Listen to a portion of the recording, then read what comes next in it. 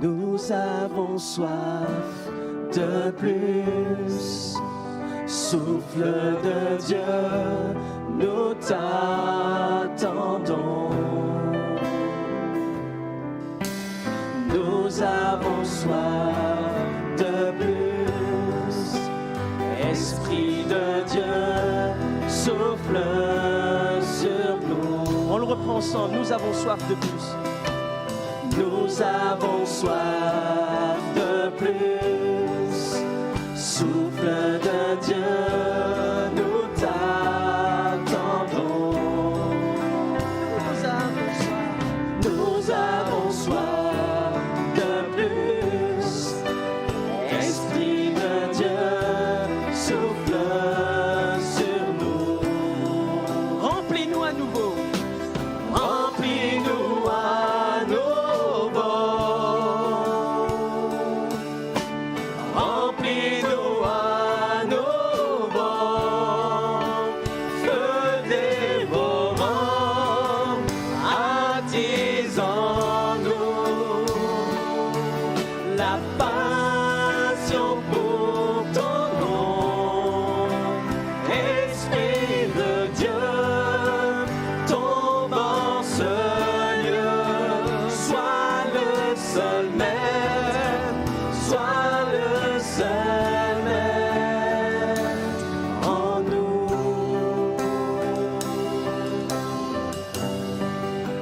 Viens comme un vent. Viens comme un vent violent, nous revêtir de ta puissance. Délivre les captifs, libère-nous pour te louer. Seigneur, envoie.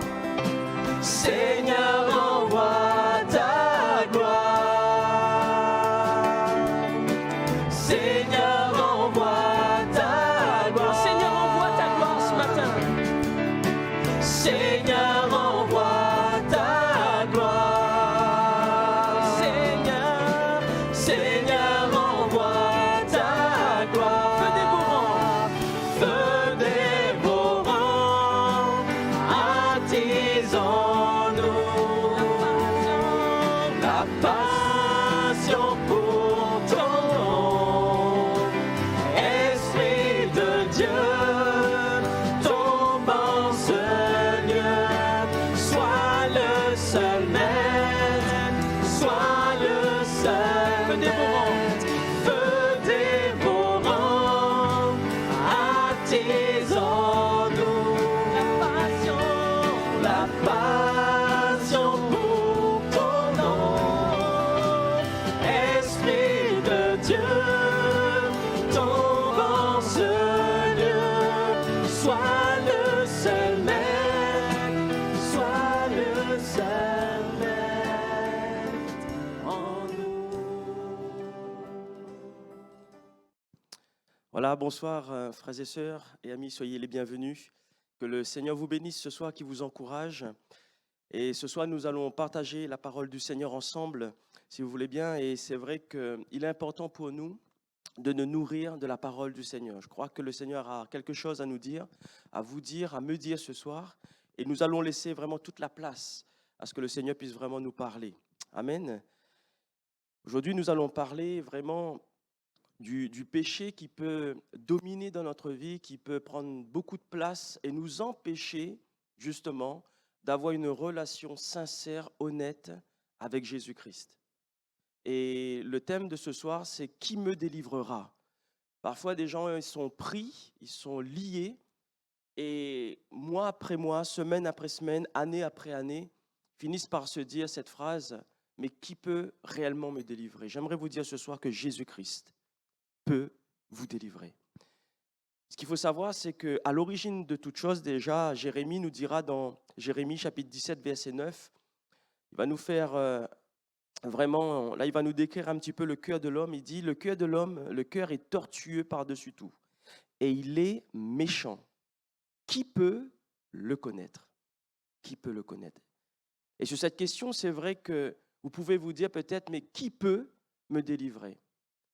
Qui peut connaître vraiment ce qui se passe dans mon cœur? Alors que peut-être que vous avez de la famille, des amis, vous venez peut-être à l'église et dans votre travail, les gens vous voient, ils sont heureux, etc. Vous passez des bons moments ensemble. Mais vous vous dites que si les gens savaient ce qui se passait dans ma vie, dans mon cœur vraiment, eh ben les choses seraient différentes. Ils risquent d'être déçus de savoir ce qui se passe dans mon cœur, dans mes pensées.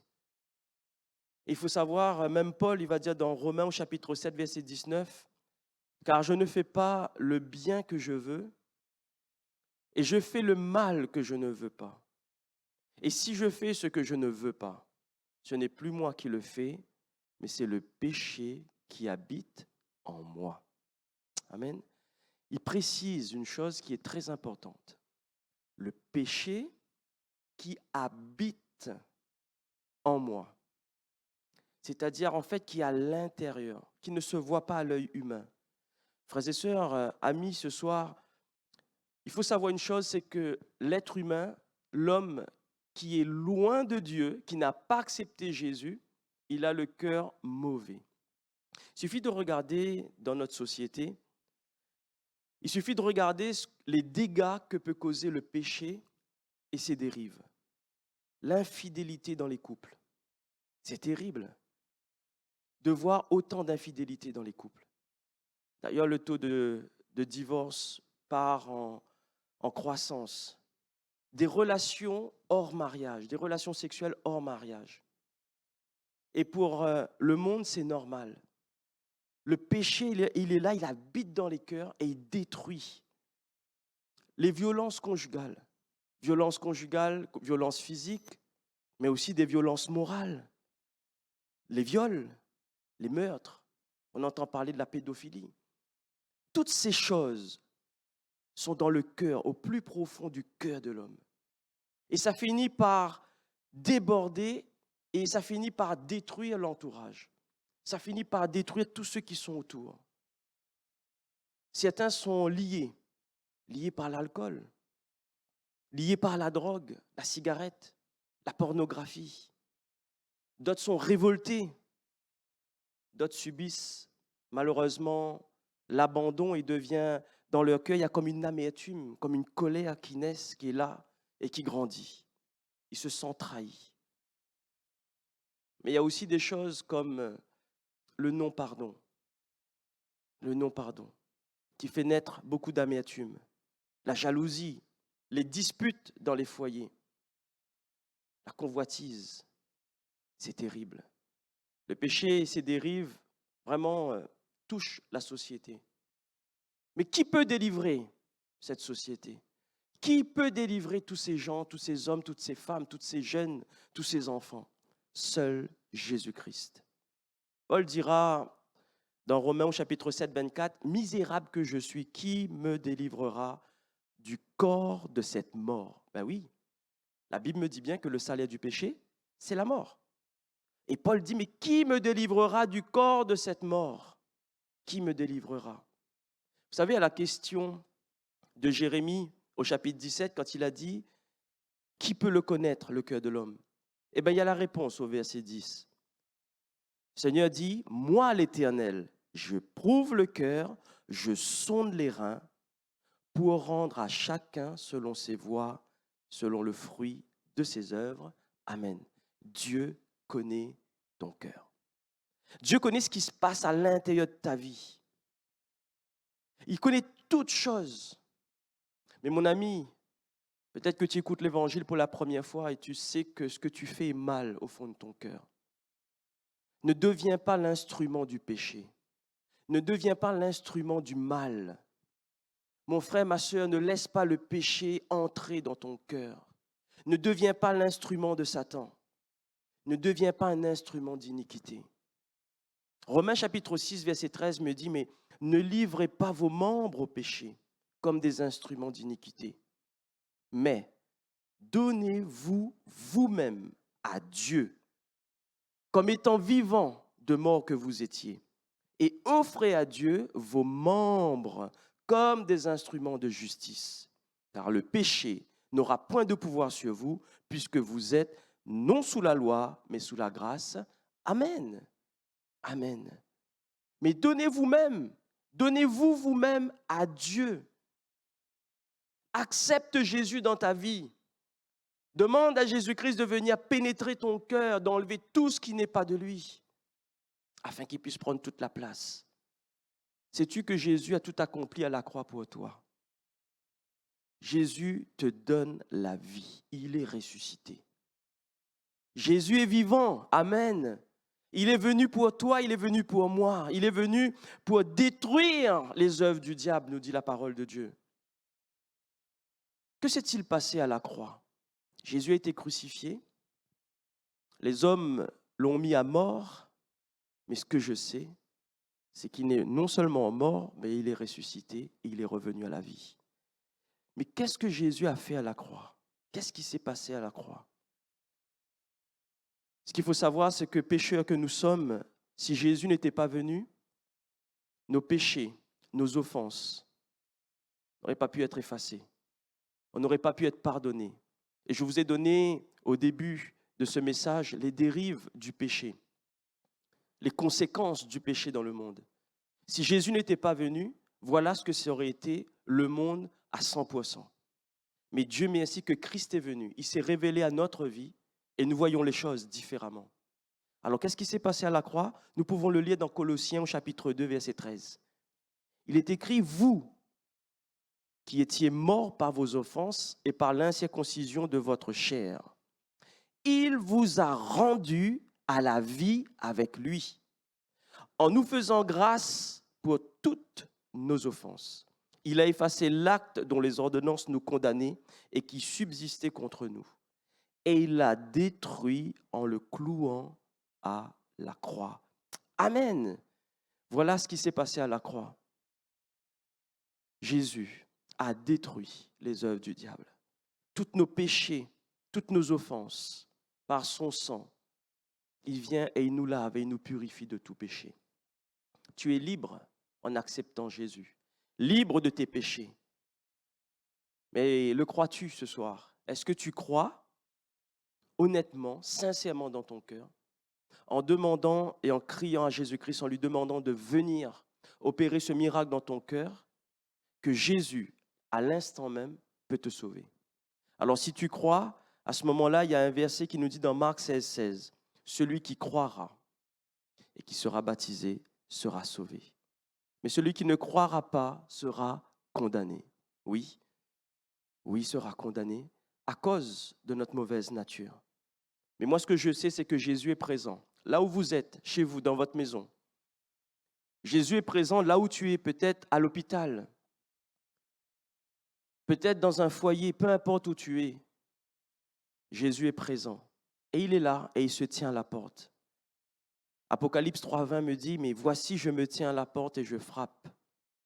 Et si quelqu'un entend ma voix, j'entrerai chez lui, je souperai avec lui et lui avec moi. » Jésus est là. Il te parle ce soir. Il veut te guérir ce soir. Il veut te délivrer. Il veut enlever tout ce qui n'est pas de lui. Il veut installer sa paix dans ton cœur.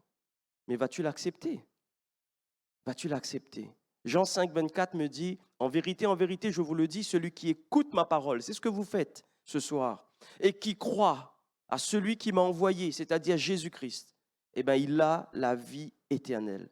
Et il ne vient pas en jugement, mais il est passé de la mort à la vie.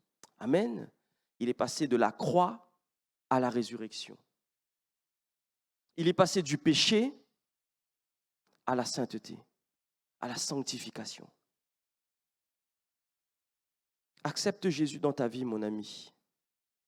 Fais-lui confiance. Mets ta foi dans le Seigneur. Le psaume 37, 4 me dit, « Mais fais de l'Éternel tes délices et il te donnera ce que ton cœur désire. » Recommande ton sort, ta situation dans laquelle tu es ce soir. Recommande ton sort à l'Éternel et mets en lui ta confiance et il agira. Amen. Et il agira. Demande au Seigneur de venir à ton secours. Je sais que tu as essayé à plusieurs reprises d'essayer de t'en sortir par toutes sortes de moyens. La seule et unique personne qui peut te délivrer Écoute-moi bien, c'est Jésus, le Sauveur. Jésus-Christ, Fils de Dieu. Jean 14, verset 1, il dit, mais que votre cœur ne se trouble point. Croyez en Dieu et croyez en moi. Crois en Jésus ce soir. Mais ne sois pas troublé. Ne sois pas troublé. Change de voie. Tu sais bien que la voie sur laquelle tu es, c'est une mauvaise voie. Obéis à la parole du Seigneur et reviens sur la bonne voie. Reviens au Seigneur. Reviens vers Jésus-Christ. Demande-lui pardon. Et le Seigneur te dit ce soir, Proverbe 23, 19, écoute mon fils ou ma fille et sois sage. Dirige ton cœur dans la voie droite. Amen. Dirige ton cœur dans la voie droite. Le Seigneur t'interpelle ce soir au travers de sa parole. C'est à nous de prendre une décision ferme. Le Seigneur te dit, écoute mon fils, ma fille, et sois sage. Alors tu te dis, mais il suffit juste peut-être d'une prière, il suffit juste de reconnaître. Et j'aimerais te dire une chose, dans Romains chapitre 10, verset 9, il est écrit, si tu confesses sérieusement et sincèrement, si tu confesses de ta bouche le Seigneur Jésus, et si tu crois dans ton cœur que Dieu l'a ressuscité des morts, tu seras sauvé. Amen. Moi, je crois en la parole de Dieu. Parce que la parole de Dieu a transformé ma vie. Parce que la parole de Dieu a transformé beaucoup de vies dans tout le monde entier. Des chrétiens, des hommes, des femmes de foi se sont engagés avec Jésus parce que Jésus-Christ s'est révélé à leur vie. Parce qu'un jour, ils ont fait cette prière, comme toi ce soir, en disant « Jésus, viens à mon secours ». Et le Seigneur s'est révélé. Ils ont une vie transformée. Le Seigneur te fait une promesse dans sa parole. Jean 14, 18, il va dire « Je vous ne laisserai pas orphelin, je viendrai à vous ». Veux-tu une vie transformée ce soir avec Jésus-Christ? Tu es comme dans un étau. Tu es comme dans une situation où il n'y a plus d'issue. Mais Jésus te donne la liberté. Jésus te rend libre. C'est à toi de demeurer en lui. C'est à toi de rechercher vraiment sa présence. Jean 8, 31, il est dit, mais si vous demeurez dans ma parole, vous êtes vraiment mes disciples. Reviens à la parole de Dieu. Recherche Jésus-Christ dans ta vie. Médite la parole. Prie. Prends du temps avec lui. Demande au Seigneur à ce que son esprit puisse vraiment te visiter ce soir. Que tu puisses être vraiment dans un cœur à cœur avec lui. Qu'ensemble, vous puissiez devenir vraiment une seule et même plante, comme nous le dit la parole. Qu'il n'y ait plus une double vie, qu'il n'y ait plus une vie d'apparence, mais qu'il puisse y avoir une vie sincère, vraie avec Jésus-Christ. Là où tu es, s'il faut pleurer, pleure devant le Seigneur. Mais dis, Seigneur, viens à mon secours. Alors que ta prière au début, c'était qui me délivrera? Mais maintenant, tu peux dire, Seigneur, viens à mon secours. Je sais que c'est toi qui vas me délivrer. Et je veux, Seigneur, que tu puisses faire un avec moi, que nous puissions ensemble, Seigneur, que tu puisses vraiment passer, vraiment, Seigneur, dans mon cœur et enlever tout ce qui n'est pas de toi. Romains 6, verset 3, Romains chapitre 6, verset 3, nous allons le lire ensemble, ce texte qui dit, mais ignorez-vous que nous tous, vous voyez, nous tous, qui avons été baptisés en Jésus-Christ, eh bien, c'est en sa mort que nous avons été baptisés. Nous avons donc été ensevelis avec lui par le baptême en sa mort, afin que, comme Christ est ressuscité des morts par la gloire du Père, de même, nous aussi, nous marchions en nouveauté de vie. En effet, si nous sommes devenus une même plante, vous entendez, avec lui, par la conformité à sa mort, nous le serons aussi par la conformité à sa résurrection, sachant que notre vieil homme a été crucifié avec lui, afin que le corps du péché fût détruit, pour que nous ne soyons plus esclaves du péché. Amen. Tu n'es plus esclave du péché. Jésus-Christ est saint. Il est fils de Dieu. Et quand Christ demeure dans une vie, dans un cœur, il n'y a pas de place pour le péché. Mon ami, mon frère, ma sœur, vous avez une décision à prendre ce soir. Dieu connaît ton cœur. il sait ce qui se passe dans le lieu secret. Et toi aussi ce soir, tu sais que tu n'es pas clair, tu n'es pas honnête avec ceux qui t'entourent. Tu sais qu'il y a quelque chose qui ne va pas au plus profond de toi-même. Et le Seigneur te dit ce soir, reviens à moi. Accepte que Jésus prend toute la place dans ta vie. Que tu puisses devenir cette nouvelle créature qui soit vraiment visitée par l'Esprit de Dieu. 2 Corinthiens 5, 17 me dit, mais si quelqu'un est en Christ, il est une nouvelle créature. Les choses anciennes sont passées, voici toutes choses sont devenues nouvelles. Nouvelles. Jésus est en nous. Jésus est mort pour nous et il vit pour nous. Jésus est avec nous. Dans Jean chapitre 15, au verset 5, il est dit, mais celui qui demeure en moi et en qui je demeure porte beaucoup de fruits. Car sans moi, vous ne pouvez rien faire. Sans Jésus, vous ne pouvez rien faire. Et c'est pour cela, mon frère, ma soeur, mon ami, tu luttes depuis tout ce temps avec ce qui te lie. C'est parce que tu n'as pas donné toute la place à Jésus-Christ. C'est que ta vie, elle a toujours été partagée. Un pied avec le Seigneur, mais toujours un pied lié. Et le problème, c'est que le Seigneur ne peut pas prendre toute la place parce que tu ne lui donnes pas toute la place. Et ce soir, repens-toi devant le Seigneur. Demande à Jésus de venir. Et tu vas me dire peut-être, mes frères, mais comment faire? D'accord, je vais prier. D'accord, je vais confesser de ma bouche que Jésus est mon sauveur. Et dans le psaume 50 au verset 15, il est écrit « Et invoque-moi au jour de la détresse. Je te délivrerai et tu me glorifieras. » Jean 16, 33 me dit « Mais je vous ai dit ces choses afin que vous ayez la paix en moi. Vous aurez des tribulations dans le monde, mais prenez courage, j'ai vaincu le monde. » Amen. Ici, nous voyons une chose, c'est que le Seigneur nous dit, je vous ai dit ces choses afin que vous ayez la paix en moi. Sans Jésus, tu ne peux pas être en paix. Et c'est ce qui explique pourquoi tu es là dans la culpabilité, tu es là dans la crainte au plus profond de ton cœur. C'est ce qui explique pourquoi, en fait, tu as des soucis avec ton entourage. C'est les conséquences de ce que tu as au fond de ton cœur. Et quand Jésus prend toute la place, il y a une paix qui va pénétrer ton cœur. Et enfin, tu vas pouvoir sourire, tu vas pouvoir apporter la joie, l'amour autour de toi. David dira dans le psaume 23, au verset 4, « Quand je marche dans la vallée de l'ombre de la mort, je ne crains aucun mal. » Ben oui, parce que le Seigneur est là. « Car tu es avec moi, ta houlette et ton bâton me rassurent. » Alors maintenant, sois en paix. Sois en paix. Laisse le Seigneur agir dans ta vie. Demande au Seigneur vraiment de te guider, que son esprit puisse vraiment te diriger et que à chaque fois que tu entends cette voix qui te dit non, cesse cette attitude, arrête de parler comme ceci ou ne touche plus à cela, viens dans ma parole, obéis à la parole de Dieu, médite la parole, elle va te guider, elle va te donner la direction que le Seigneur a déjà prévue pour toi. Jérémie 39, 17 me dit, mais en ce jour, je te délivrerai. Est-ce que tu entends ce message ce soir? C'est mon dernier verset. En ce jour, ce soir même, je te délivrerai, dit l'Éternel. Et tu ne seras pas livré entre les mains des hommes que tu crains. Amen. C'est une question de foi. C'est une question de foi.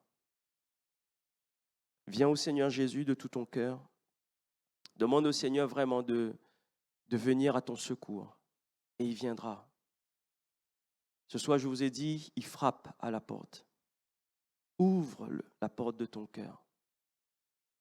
Repens-toi sincèrement devant le Seigneur. Change de direction. Et supplie, dis au Seigneur vraiment, je veux que c'est toi qui diriges ma vie.